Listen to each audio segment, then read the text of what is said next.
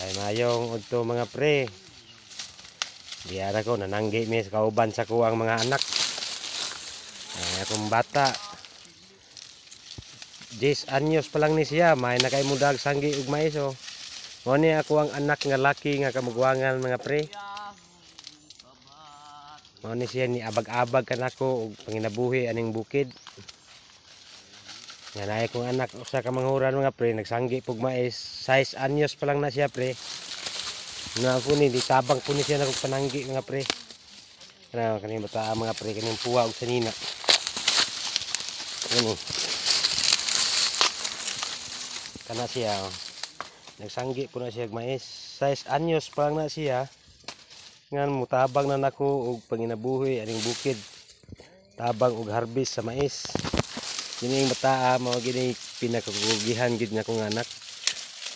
Anak na kong laki nga kamugwangan. Nga upati sila kabuok. Ang duha wala mo tabang og sanggi kay naay gibuhat sa balay mga pre. Tuwabot sila dito galungag para sa muhang paniudto. Yabag intaan sila nako mga pre kay wala na sila inahan gatiman.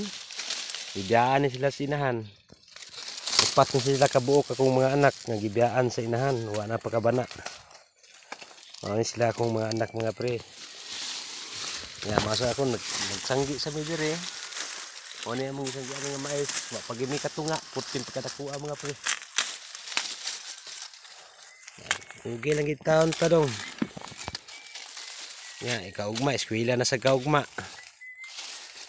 Mangita na mong kinabuhi mga pre, kami mga pobre na sa bukid.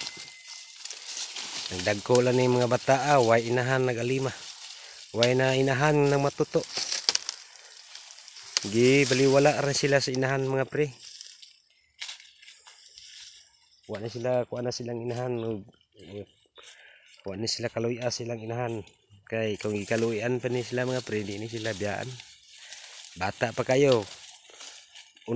5 na katuig mga pre, wa magbisita ang inahan ani, ang inahan ana po lain pamilya, yung pamilya iyang gitalikdan mga pre.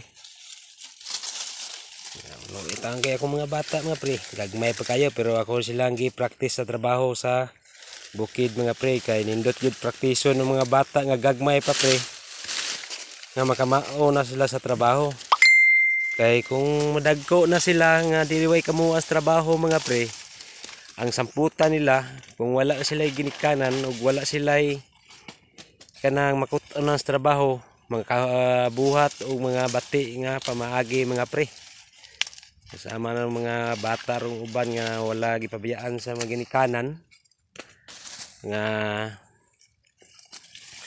mga pre nga walay igong disciplinary action sa mga ginikanan mao nang uban mga pre kanang manghilabot.